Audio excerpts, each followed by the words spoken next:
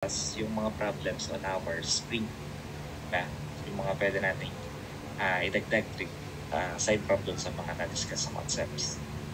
Okay, so basahin ko lang. A helical spring is a mean coil diameter of 1 inch and a wire diameter of inch. Determine the value of the stressor factor of the spring.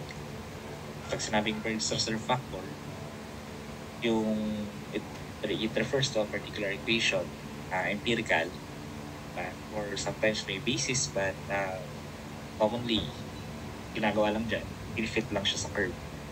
Okay, so anyway, ang Berg-Strasser factor is 4c plus 2 over 4c minus 3. Usara na yung C. Sa discussion, yan, and C is the spring index, which means the mean coil diameter divided by the coil diameter. And from the problem that is already given, is 1 inch yung coil diameter, 1 inch yung wire diameter.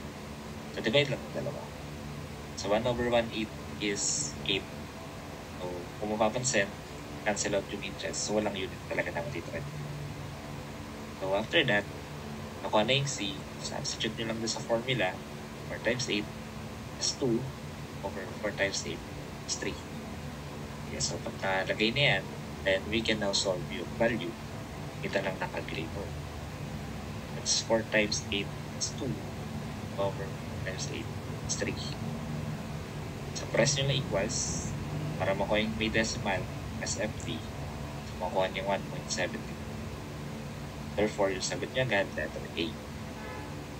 However, meron din isa pang formula in solving yung stressor factor. And that is using yung common factor na alam natin, yung Wahl's factor. So basically, substitute nyo lang yung Wahl's factor na times 0.99. So pag nagawa nyo yun, Wahl's factor is the formula niya, 4c minus 1 over 4c minus 4 as 0.615 over c. Base natin sa 8. Pag ginawa nyo yan, actually, okay, so pakita natin, makukuha nyo yung same value na meron doon sa original formula ng Berg-Strasser factor. So anyway, pakita lang natin. And always take note na yung units na itong mga factors sa screen ay wala. So commonly dimension as that since mawala yung kanya. Magkakancel out yung kanya. So kung papansin, pareho lang din yun. Yes, so ayan yung ating letter A.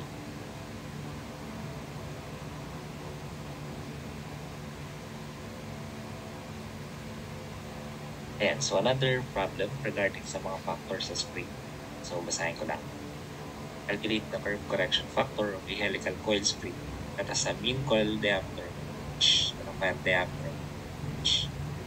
So pag naghanap ng curve correction factor, we must recall yung tawag natin Wahl's and shear concentration factor, rather stress concentration factor. Then yung kasi, di ba, yung Kc equals Kw of Ps.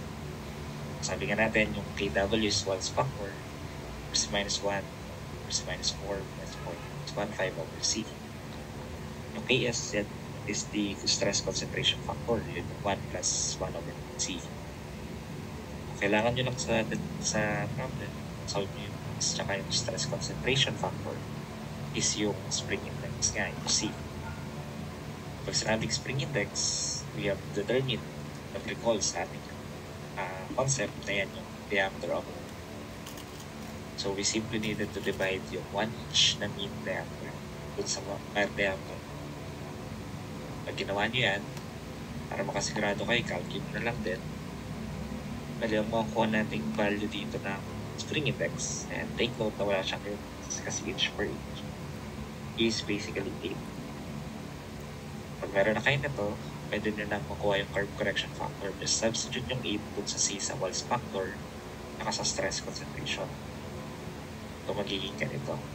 So ito sa taas, sa baba, then meron tayo sa denominator na galing dun sa stress concentration, diba?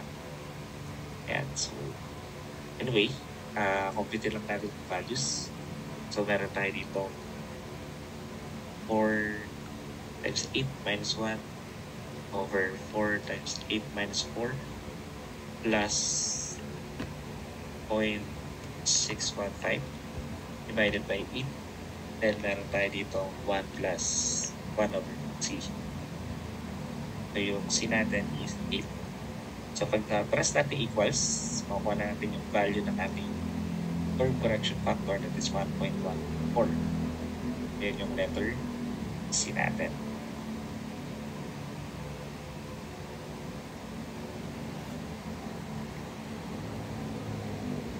Sige, so another problem regarding sa ating spring. Babasahin ko lang. Common ito yung mga arrangements ng spring. So 3 extension springs are in series that support a single weight of 100 kilograms. The first spring is rated at 4 kilonewton meter. The other 2 springs are rated 6 kilonewton each. Determine the equivalent stiffness with 3 springs. So pag meron tayong combinations ng spring, then we need to determine what their arrangement is. Since sinabi sa problem series, then we will be considering yung equivalent stiffness ng mga series arrangement. And for a particular series arrangement, yung reciprocal ng model ay rather spring constant natin, yung reciprocal niya is equivalent sa sum ng individual reciprocal. Meaning 1 over K total is the summation of 1 of any other individual spring index. Okay, so anyway, yung given, meron tatlong spring. So kung tatlo yung spring, then tatlo yung pag-add natin ng individual reciprocal ng K. So that is 1 over Kt equals yung una 1 over K1 plus yung pangalawa 1 over K2 plus yung pangatlo 1 over 3. And each of those has a particular value na nasa given. So the first spring is rated as 4 and the other two as 6. Meaning yung 2 and 3 ay 6. Pag sinubstitute nyo, ito 4, ito dalawa 6, makuha nyo itong equation na to. And from that, we can now solve yung stiffness natin. Itutin lang natin yan, then isi-shift solve natin. So by the way, always take note the units, lalo na pag machine design, lalo na kapag sa computation natin para combination of units. Diba? So you need to be aware what the particular units yung kailangan natin. So dito, kilonewton meter. So tama naman. Versus, ano yung basta value dito, yun na yung magiging sagot natin. And so, makuha natin 1.71 kilonewton per meter. Ayan yung letter A natin.